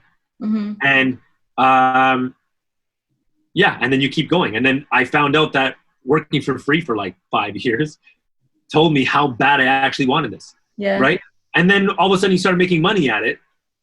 And then you don't even care about the money. Yeah. Like, that's not satisfying. Mm-hmm. Because working on a great project and seeing someone, an artist, whether it's a singer, whether it's a drummer, whether it's a bass player, whether it's a guitar player, seeing their progression over that time period that you had them for. So if you see a singer in January, all of a sudden by June, they're like a completely different singer, mm-hmm. all because you were at the helm of their project and you made that is worth, to me, that is worth way more than money somebody can throw at you. Mm-hmm. And if you have that mentality throughout your career, the money comes. Yeah. Like the money comes because you're all of a sudden a guy that wants to outwork everybody else, mm-hmm. that you're better than the next person because you've spent your whole life trying to get better because mm-hmm. you worked at it for free. Mm-hmm. And I think that's not everybody gets the opportunity to even be in a position to work for free. Like I say, a guy like Arnold, like it's not every day somebody gets to actually go live with their idol. Right. Mm-hmm. But maybe a lot of people in that position would have been like, ooh, I don't know if I can do that. Like, I don't know if I could just move somewhere and for nothing. Mm-hmm. That's at a time when all my buddies were they're all going out, they're all vacationing, they're all, going, and I'm just, sorry guys. Like I've successfully got myself kicked out of group chats with my buddies because they just assume my answer is like, I'm not. Yeah. I'm not in any group chats. Mm-hmm. Like it's over the years, it was kind of like, but they know, and I have incredible friends that they know. I know you're not coming out, but I know it's because it's not because you don't want to hang out with us. It's because you're probably busy working. Yeah. Or spending time with your family when you're not working. And that's it. Mm-hmm. Right? I can enjoy life. I enjoy life now, but I mean, I can relax when I'm older. Right now I still find energy to do it. And I still, I don't really burn out as fast. And I'm just going to ride that wave really until that day that hits me being like, okay, Steve, go home. And when work is your art and is passion, like it's not something that. No, I work 12, probably anywhere between 10 to 14 hours a day. almost every day, and it goes by. Like I don't feel like I not one day actually feels like work to me. So how do you think working with Arnold and having that mentorship like formed the artist that you are today? Probably I have to say like the overall focus. I work with producers like on total like opposite ends of the spectrum. Some producers are there just to like take your money and be like, yeah, sounds great, and they take a lot of money. And I spent a lot of money when I was younger in bands, kind of being like, give it to this producer because he's got his name on this. And then you realize it was this team that actually did that. So you see that, and then you go down there and work with Arnold, and he's literally sitting there like at your hi-hat, kind of like, yeah, no, 2 shots on the hi-hat. Okay, go like that. He goes, now think in the verses, think Tool in the verses, but at the ends, like in the fills, think like Soundgarden. And then you're like, okay, so I'm going to, think of like Danny Carey. And then you start doing that, and he's like, okay, right there, move that snare. Yeah, put that there. Replace that with a kick. And then first you think this guy's nuts. The first week I spent with this guy, I thought this guy was absolutely insane, how he carries himself. Then I realized he's a genius. And so that one kick that he moved there changed or made that bass line that he'd been wanting this whole time to fit perfectly with that vocal melody with this, and you see it all come together, and you're like, holy shit. Like I just witnessed from one bass drum to the end of this song, and everything sort of happened for a reason. And he taught me that. He's like, listen, among other things he taught me, he's like, in a movie there's 2 hours in a movie, right? How many times have we watched a movie where the middle 20 was like very slow, but we still gave it 5 out of 5? We're like, an incredible movie. Probably could have done with all 20 minutes in the middle. It's a little bit slow, but 2 thumbs up. I recommend it. One of the best movies I've ever seen.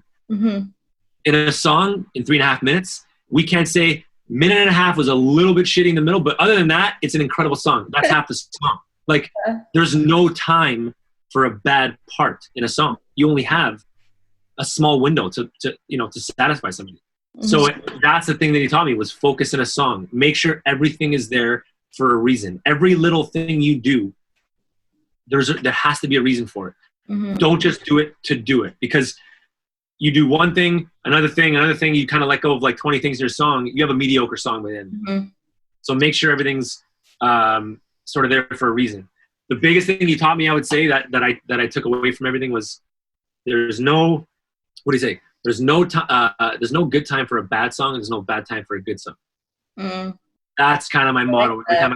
Every time I tackle a project, I always think about that, and it's like, shit, truer words have never been spoken. It's amazing. When he said that to me, I think I was like mind blown for like the whole day when he told me that, because he's so nonchalant. Like when he says things, or even like when he kind of imparts like any wisdom. It's. I asked him once. I'm like, we were writing a song, and I was like, Arnold, how did you know to go there? I gave him a section that I wrote, and he's like, yeah, that sounds like your B section of your verse, like, it needs something before, kind of like this. And he wrote this part that went perfectly into the part that I wrote. And I meant like on the spot. And I was like, Arnold, how did you know to go there? Like, you know what I mean? Like, you just went from listening to me to doing it.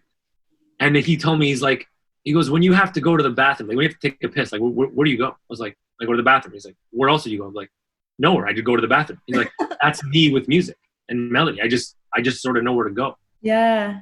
And I remember feeling so like deflated. I'm like, I don't have that feeling. Like, I don't have that feeling. He's like, don't worry, you'll get that feeling. He's like, I'm 55 years old, right? He's like, I've been doing this for years. He's like, you'll get there. He's like, you'll get there, and you'll get there how you get there. Yeah. Don't copy me. Be Steve Mo. Be you, right?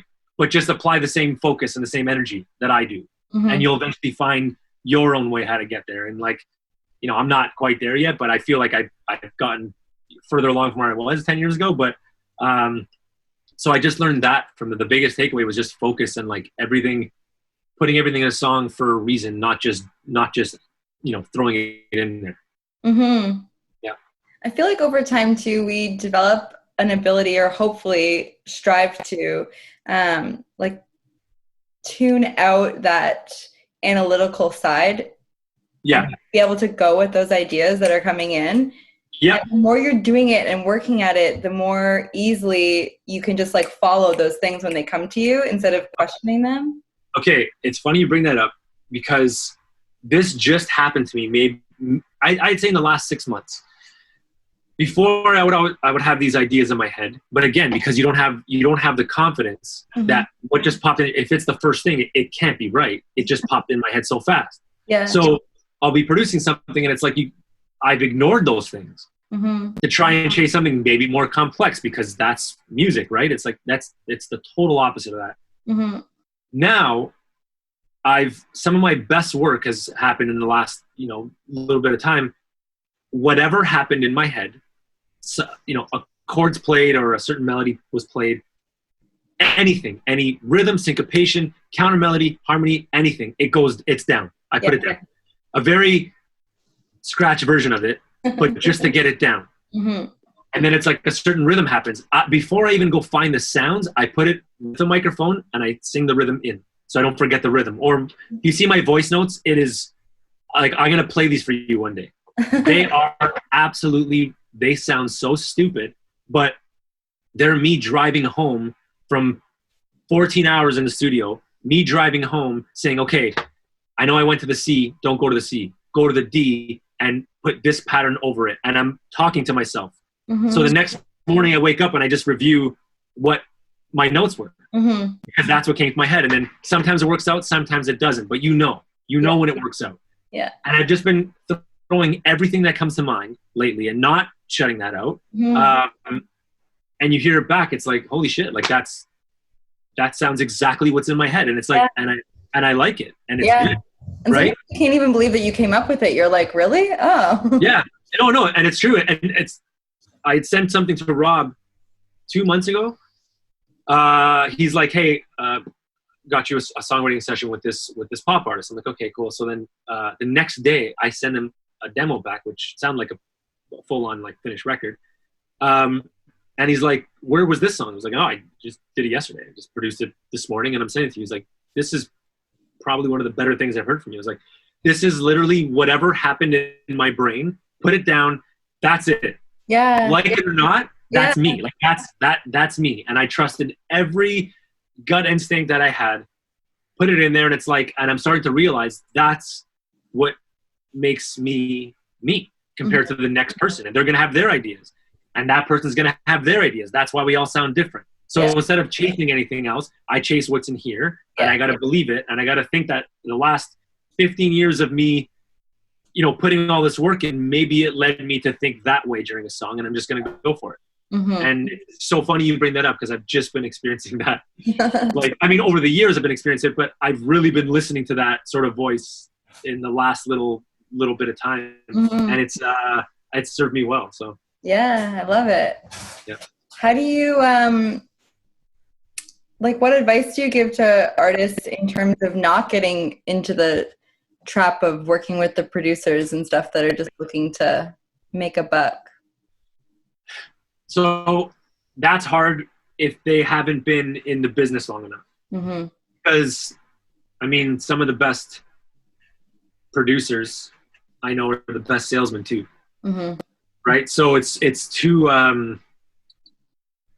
unless they know people in the business to sway them, the other direction. Sometimes you just gotta, it costs money to go to school. So sometimes they'll make mistakes.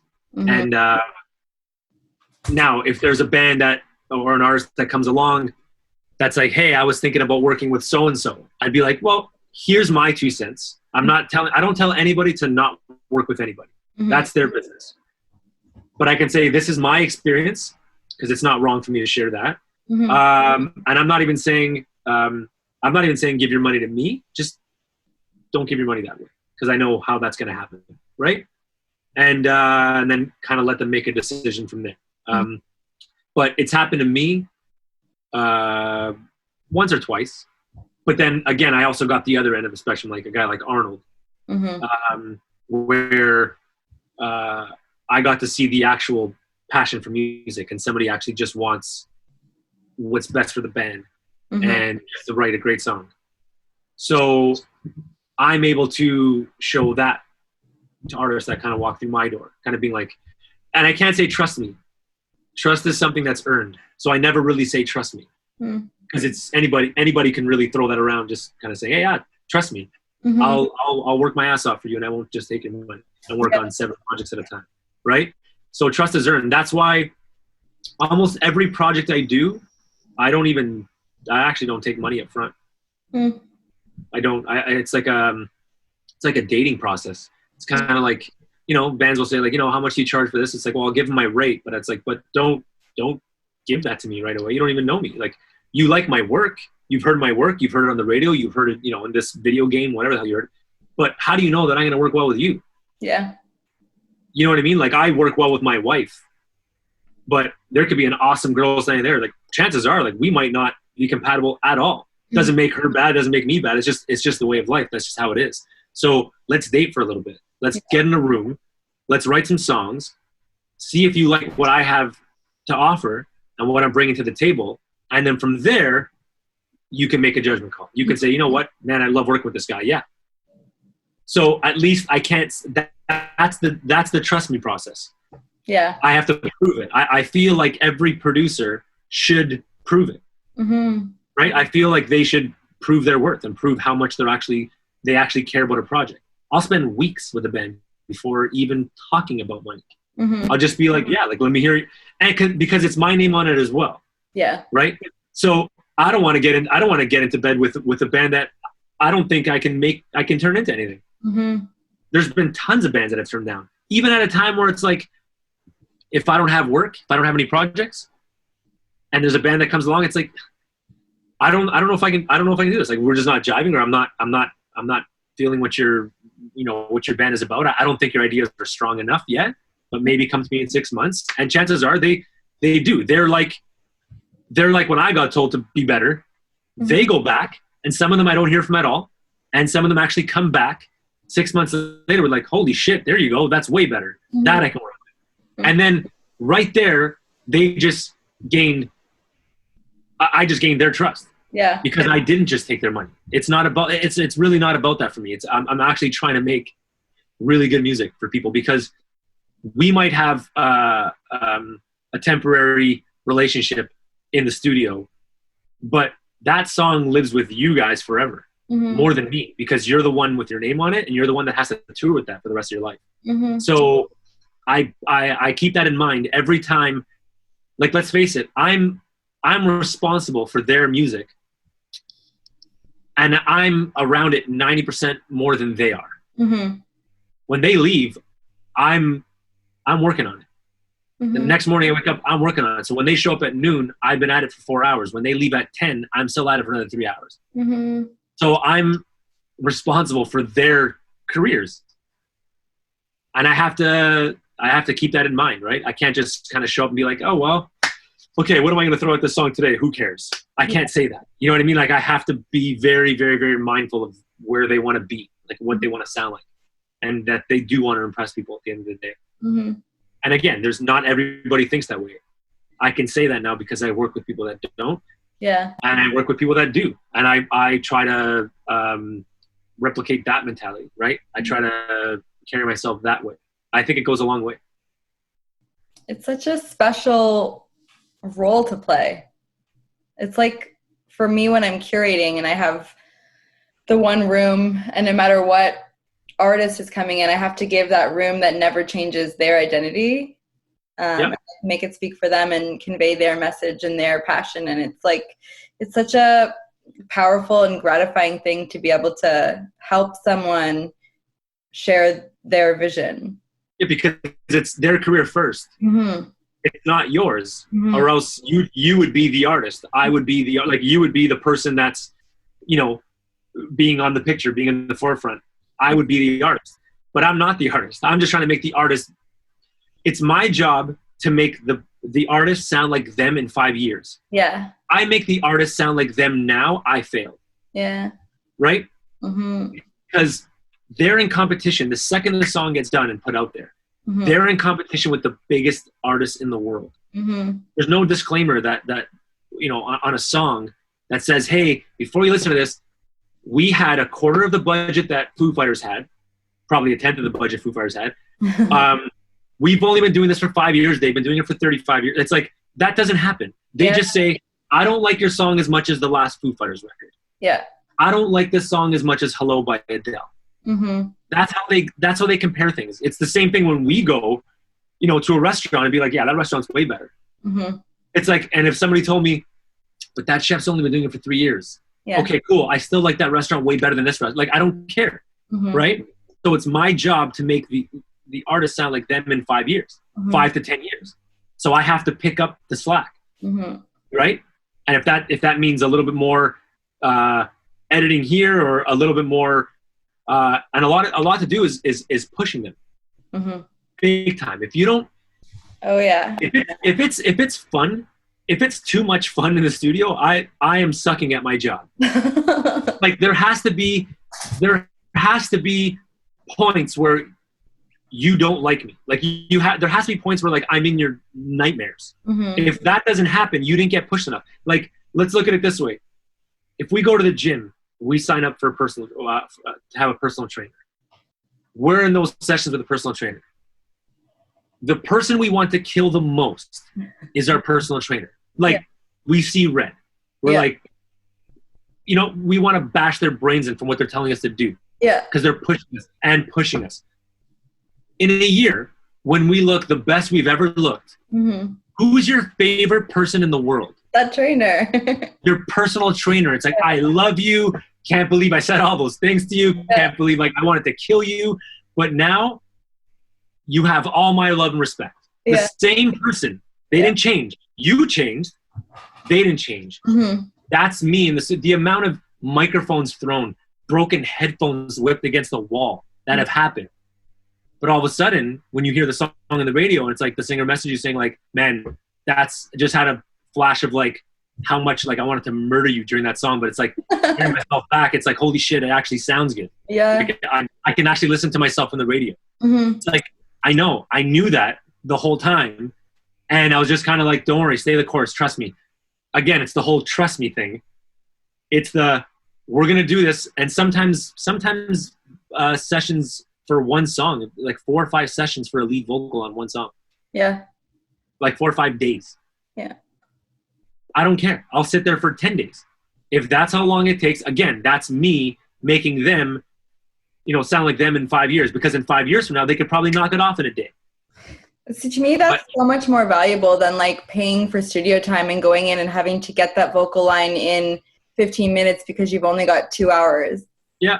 Yeah, that doesn't, yeah. And again, like there's a difference between an engineer and a very good producer. Mm-hmm. Because an engineer is paid also by the hour or by the day. And they just press record. And they'll tell you, yeah, do it again. It was out of tune. Do it again. More life to it. Mm-hmm. Where I'll be like, on the other side, I'll be like, hey, go home because, like, did you have a cold?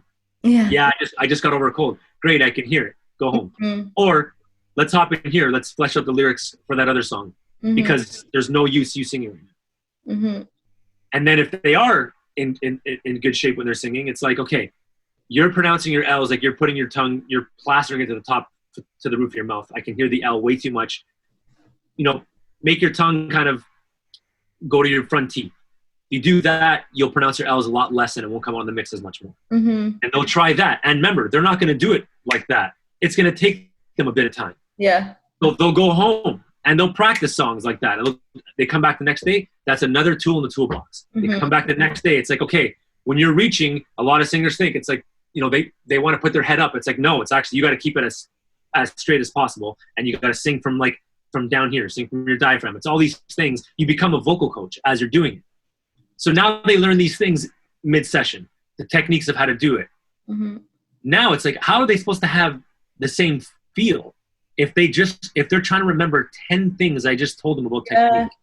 Well, they can't That's why they go back the next day. Now they have those techniques that they've practiced, and now it becomes a muscle memory. And then they can focus on the feel of things, right? That's why sometimes things take 4 to 5 days. And I will sit there every minute and do that. Then when they leave, I'll spend 2 days to edit.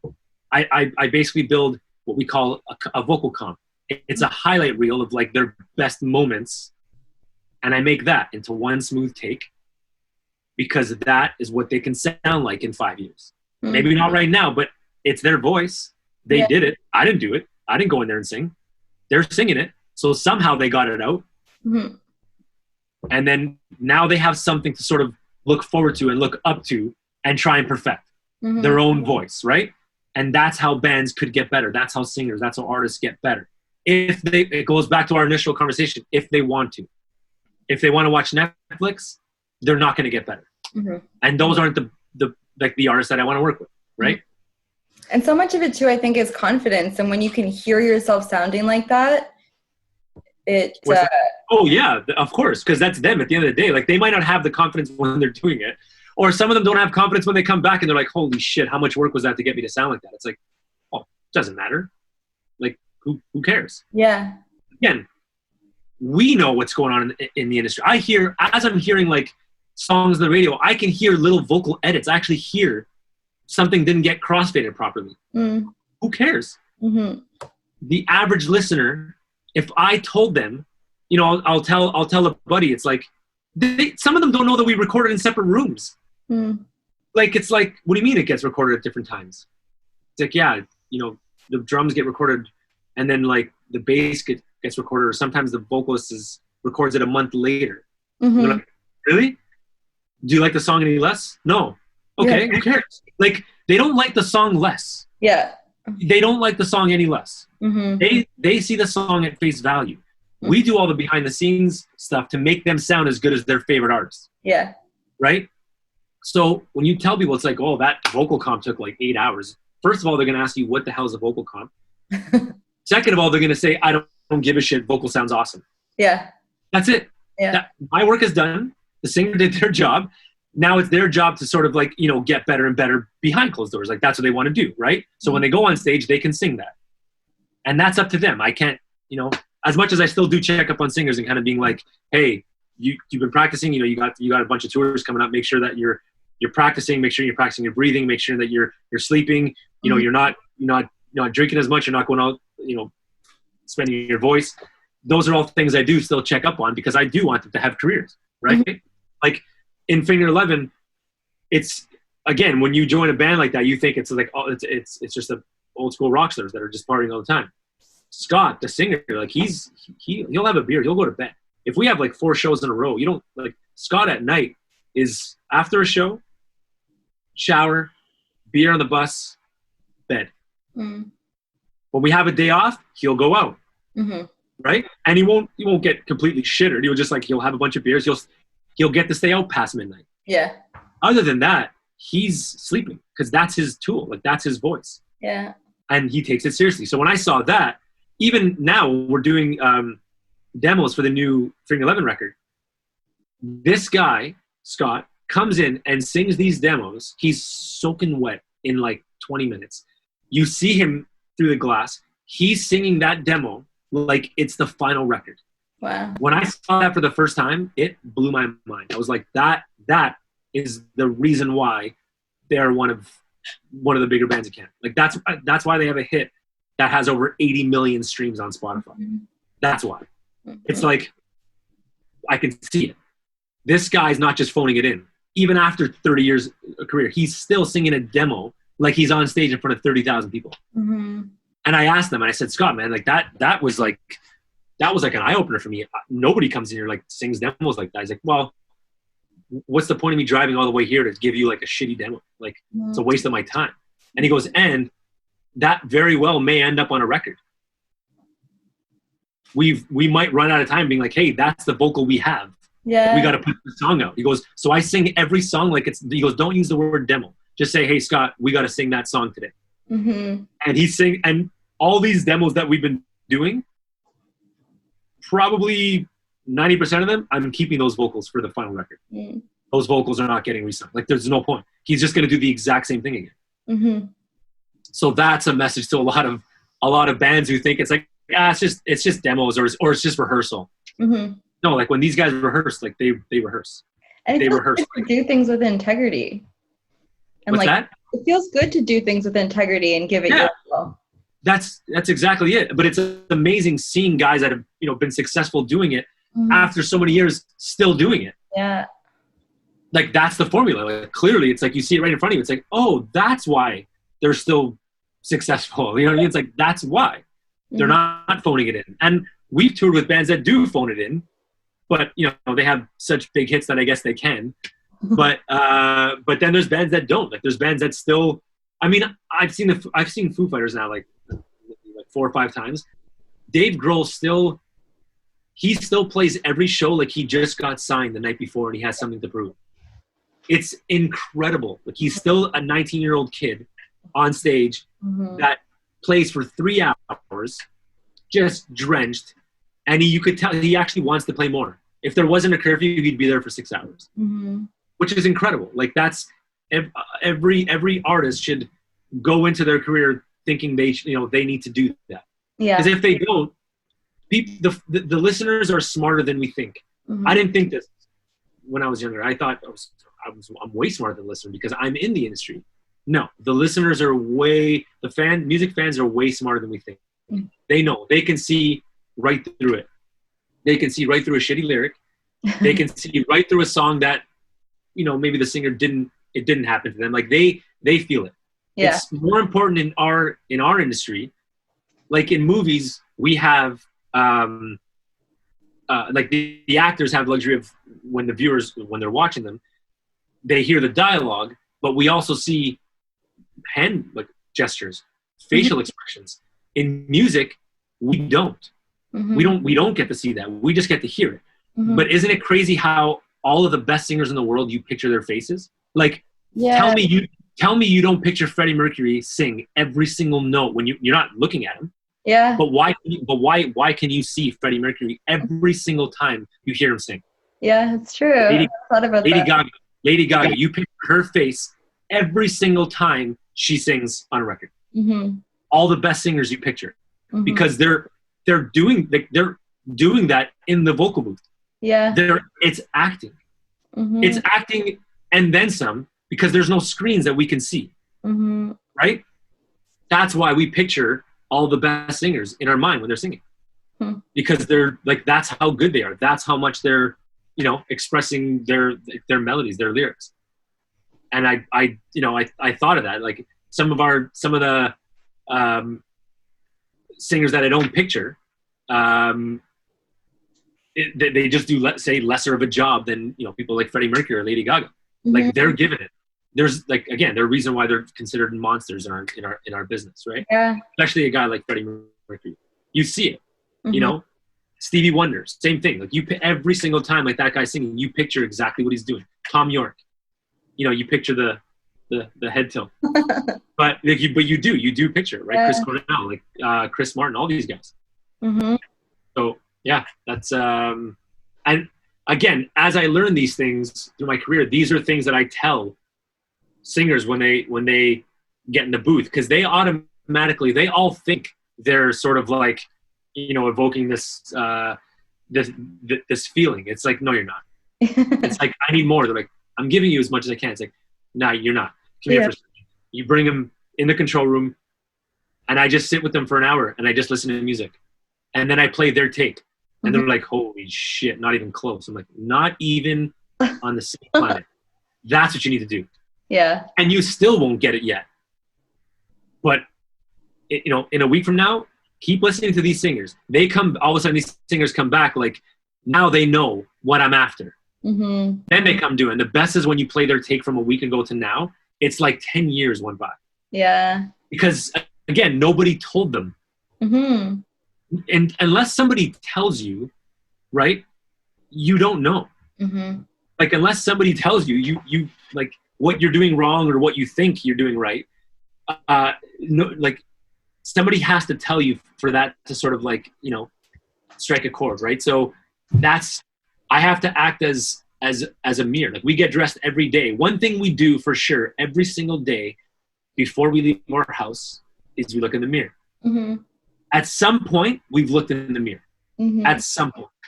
And that's what a producer is. The producer is the guy that tells you, yeah, your hair's sticking up, or you got something on your face, you got something in your teeth, or your flies low. Yeah. Like, that's what a producer does. A producer's got to tell you what's a little off. Like, let's work on that.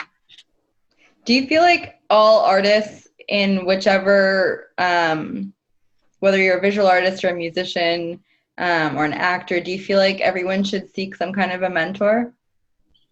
I think so. Only because, speaking from experience, I know what it's done for me. It's not to say that that's the only recipe. Like, I think there's been many people that are successful without that never had one. Mm-hmm. But for the people that I know and have talked to that have had one, you know, they wouldn't do it another way. Mm-hmm. I wouldn't, and that came at a, critical time for me. I was 25 when I went down to California. I remember it was on my 25th birthday. I was in California, and it was from 25 to 30 when I was there. And that was a very, very, very crucial time for me to kind of get my shit together, right? Because I think it was a week before I even met Arnold. I was 24. And I remember talking to my parents. I was just kind of saying, like, I feel like I'm getting somewhere, but like at a snail's pace. Like, I don't know if I can actually do this. Like, I don't know if I'm even good enough for this. Like, I've just heard no a lot, right?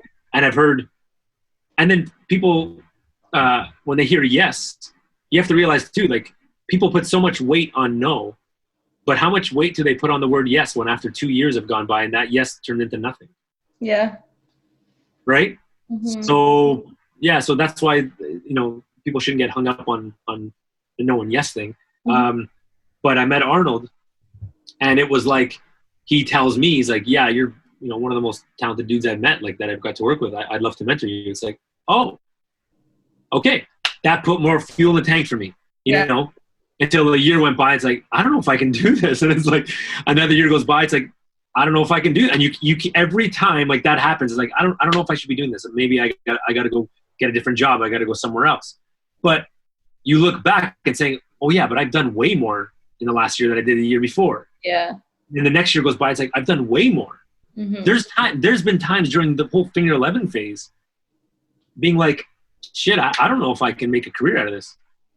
But if you told me that before I joined Finger 11, saying you're going to join Finger 11, well, I'm going to make it then. Like, that's it. Like, I'm going to be successful. But then all of a sudden you join, and it's like, I gotta be better. I gotta write a hit song with them. I gotta write a record with them, or I gotta hear a song on the radio. Mm-hmm. And then, I found out the other day a band that I'd worked with got on Billboard, like, most added rock songs. And then I saw it. It was cool for like literally 20 seconds. And I was like, okay, but I have to have more on that. Like, that's not good enough. I got to have another one this year. Mm-hmm. Right. And I got to have a song that comes out with this. And it's like, you always want sort of more. Mm-hmm. So I just gave up on the whole, I don't think I should do this. I have no choice. I'm doing this now. Like, this is what I'm doing.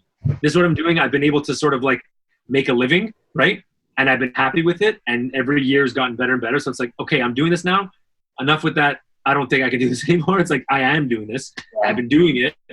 And it's literally like small victories at a time. Mm-hmm. At the end of the year, one big victory. But it's never, I'm grateful, but it's never enough for me. I always want more. Mm-hmm. Right. And it's finding that bit of like, you got to stay humble in the process. Because like I said, there's always somebody somewhere that is much further than you are. Mm-hmm. And that puts you right back.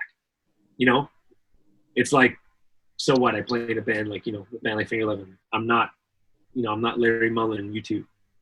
At the end of the day, it comes down to that, right? There's always somebody that's that much better, that much more successful. You can only control what you can control. Yeah. Right? You can't control if somebody's going to like your stuff. No. But you can control how hard you work. Mm-hmm. And how much you're reaching out to people. Mm-hmm. That you can control. You can't control what they're going to say back. Mm-hmm. But you can control how hard you work. And if the harder you work, the more opportunities you're going to get. It just goes hand in hand. That's the domino effect. Mm-hmm. what would be like the biggest, I guess, takeaway piece of advice you'd give to emerging artists? In which regard? Like the artist or on this side of things? Like, or both? Both, I guess, or artists or creatives in general, whether it's like a visual artist or a musician or... Well, I guess sort of like everything, like encompassing what we've been sort of talking about. It's like, outwork the next person. Mm-hmm. If that person's working 8 hours a day on their craft, you do 12. You do 4 more, right? Mm-hmm. So that's what, 28 hours at the end of the week? That's 28 more hours than that person just worked on their craft. So outwork the next person, always. Work smart. That's easy to say. Working smart comes with time. Because it takes experience to know how to work smart. To kind of look back and say, oh my God, I can't believe I used to spend so much time on that during the day. It's like, that was so useless. So now you know how to work smart, right? But, so yeah, like outworking the next person. And like I said before, doing things for free. Finding a way to do it. Going, like, if there's 2 people trying to get a job and one can get hired, right? Who's going to get hired? The one that says, well, I need, how are you going to pay me, by the way? How do we get paid? And the other person says, don't pay me a dime. I want to make sure that you do give me attention and that I can learn from this. Who gets the job? Yeah. Always. So I encourage people, if they can, work for free with certain people that will allow it. And provided they're going to learn something and they have something to offer, I would say do that. Like, and that's usually for like producers, right? Yeah. But the artists themselves, you have no choice. You're going to work for free. Yeah. Like at the beginning, actually the other way, you're going to pay for it. Yeah. Right?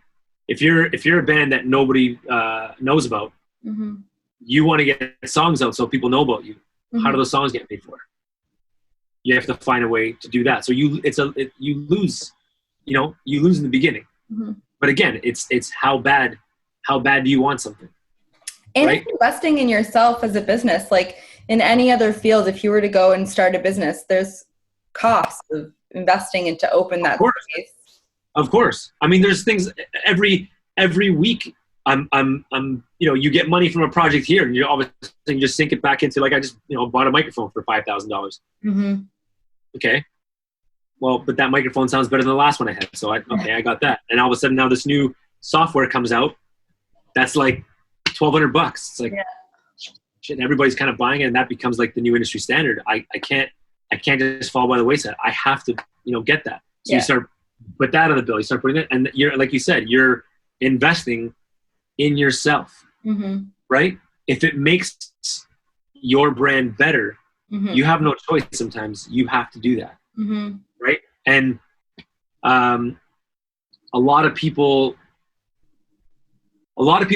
always think that their stuff is better than it is. That's one thing I guess I can say, like, that you can sort of let artists know, that's just because, like, you're so biased, like, to your own work, right? And you did something, you're proud of it, but remember, nobody cares how long that took. Nobody cares, right? Like, Daniel Johns from Silverchair wrote Tomorrow at 15 years old, and at 16 that song was a #1 hit.